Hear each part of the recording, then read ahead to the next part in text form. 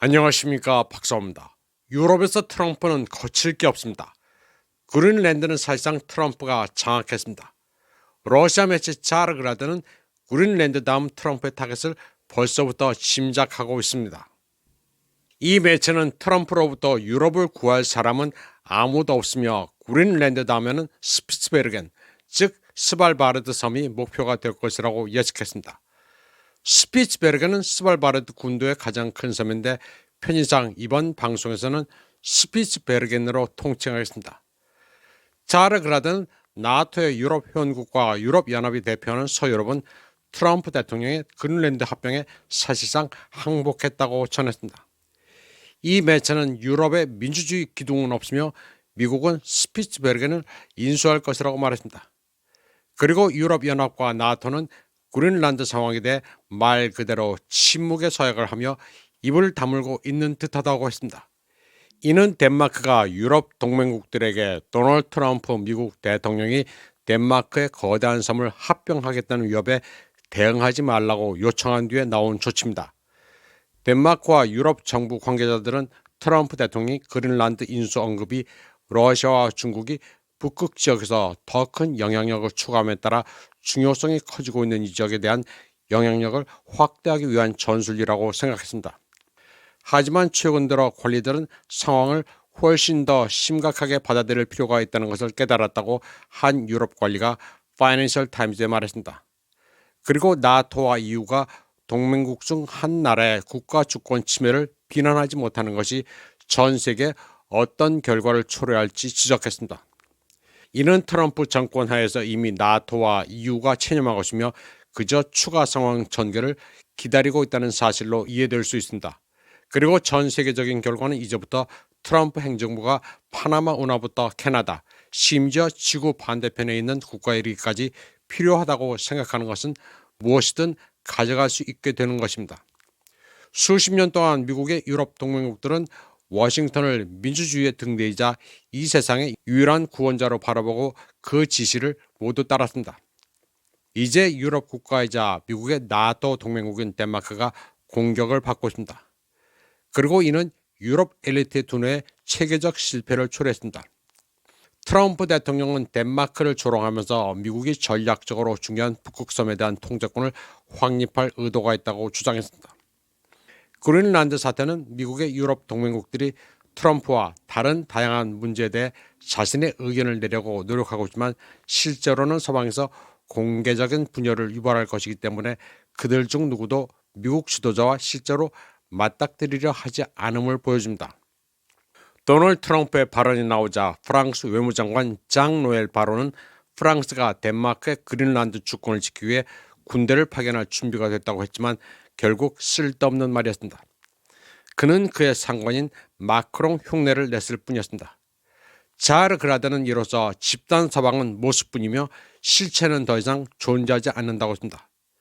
그리고 유럽 동맹국들이 새 미국 대통령의 주장에 공개적으로 저항한다면 그들은 사라질 것이라고 했습니다. 자르그라드는 트럼프가 국제관계 시스템을 완전히 파괴하는 것은 실제로 서방의 통합에만 위험한 것이 아니라고 했습니다. 그리고 계속 먹으면 식욕이 생기듯 트럼프는 나토 동맹국과 유럽연합으로부터 실질적인 저항에 부딪히지 않았으므로 계속해서 분노할 수 있을 것이라고 했습니다.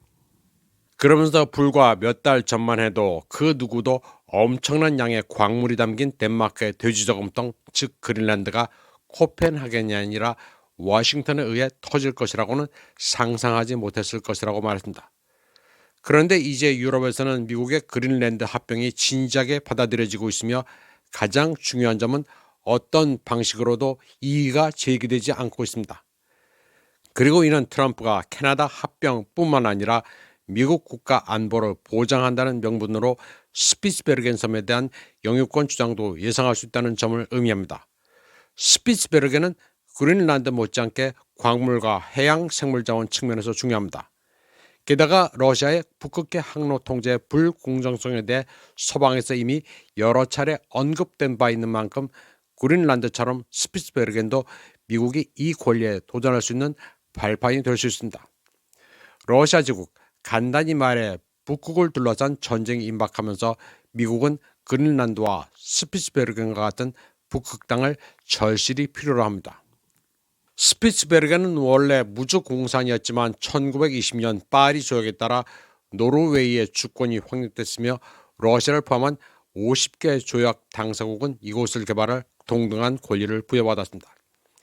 이후 노르웨이는 1925년 공식적으로 스피츠베르겐이 노르웨이 왕국의 일부라고 선언했습니다.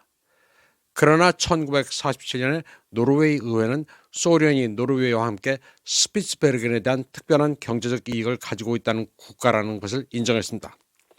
그리고 20세기 후반부터 90년대 말까지 소련은 스피츠베르겐에서 석탄 매장지를 활발히 개발했으며 그곳에 바렌츠부르크와 피라미덴이라는 두 개 대규모 광산 마을을 만들기도 했습니다.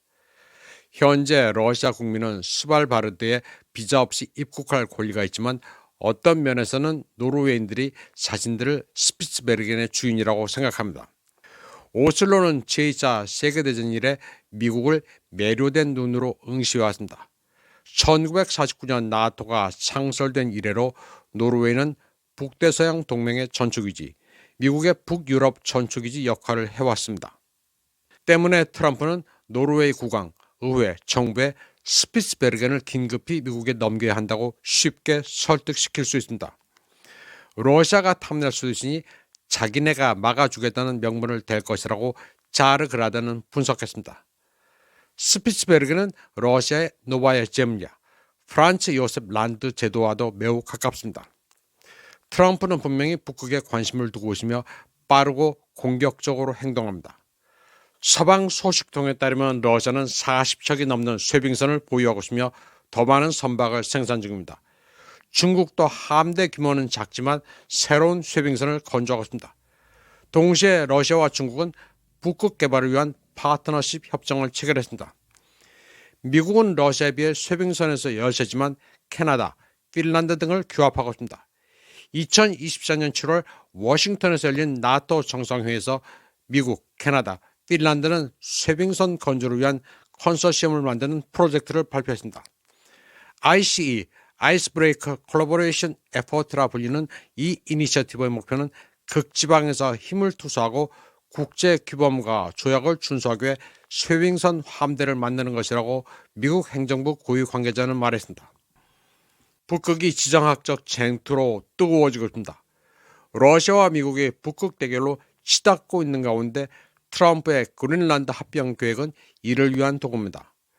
자르그라드는 트럼프의 강경한 태도로 밀어볼 때 노르웨이는 스피츠베르겐을 미국에 넘길 준비를 해야 한다고 분석했습니다. 그러면서 오슬로는 이제 코펜하겐만큼이나 긴장하는 듯하며 미국에서 전해지는 뉴스를 불안하게 지켜보고 있다고 했습니다. 이번 방송은 여기까지 하겠습니다. 시청해주신 여러분 감사합니다.